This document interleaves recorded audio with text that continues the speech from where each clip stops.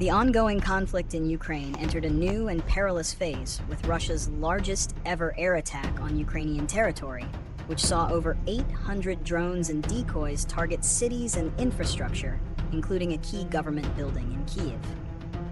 This devastating assault, which resulted in civilian casualties, prompted a swift and forceful reaction from U.S. President Donald Trump, who announced his readiness to launch a second phase of sanctions against Moscow.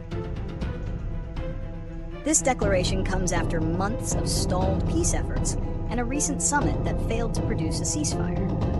The move signals a major shift in the U.S. approach, moving from a strategy of diplomatic pressure to a more aggressive campaign of economic warfare. Reasons and analysis.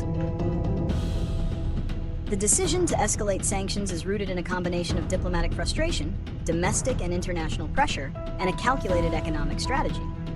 The primary reason is the apparent failure of recent peace talks. Despite the U.S. acting as a mediator, Russia has not only refused to de-escalate, but has intensified its attacks, demonstrating a clear unwillingness to negotiate in good faith. This has led to growing impatience in Washington and among European allies. Furthermore, President Trump has been under immense pressure to take a stronger stance. Ukrainian President Volodymyr Zelensky has consistently urged for more robust sanctions, while key European partners like Germany and France are actively seeking a unified transatlantic front to tighten the economic noose on Russia. The new sanctions, particularly the focus on secondary tariffs, are designed to target Russia's primary revenue source, oil exports.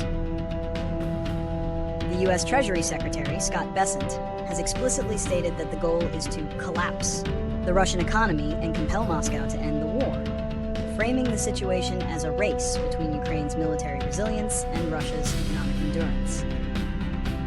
Consequences.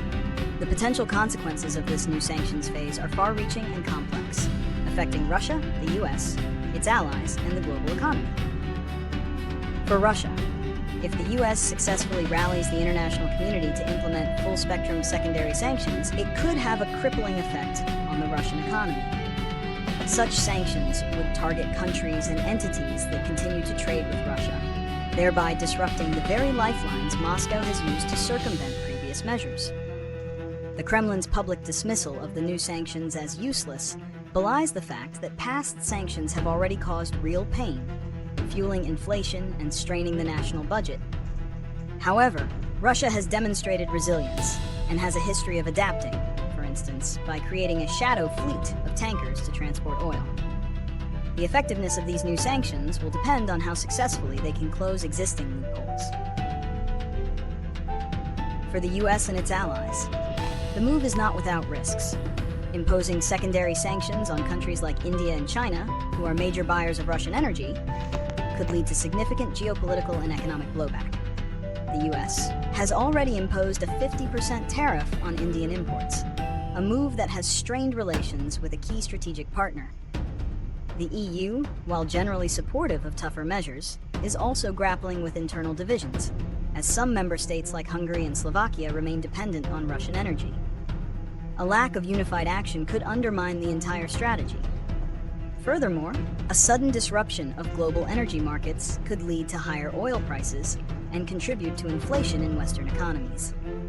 For Ukraine, while the sanctions are meant to weaken Russia, they could also be a double-edged sword for Ukraine.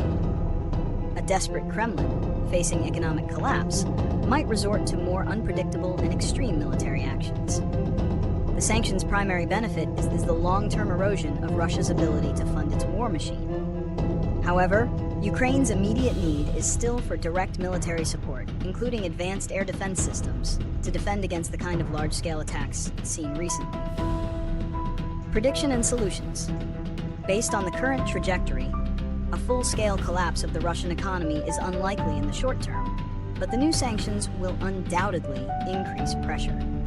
The Kremlin's public defiance suggests a readiness to endure further economic hardship. The effectiveness of these measures hinges on two critical factors: the level of cooperation from European partners and the willingness of major non-Western economies to comply. Without a truly unified global effort, Russia will continue to find ways to circumvent restrictions through alternative trade routes and payment systems. Solutions to this complex crisis must be multifaceted go beyond economic coercion.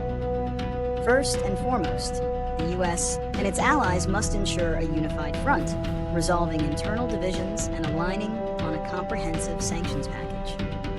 This requires a delicate balance of diplomatic engagement and economic pressure. Second, a long-term strategy should focus on providing sustained, robust military aid to Ukraine, particularly advanced air defense capabilities, to enable them to defend their sovereignty while the sanctions work to deplete Russia's war chest.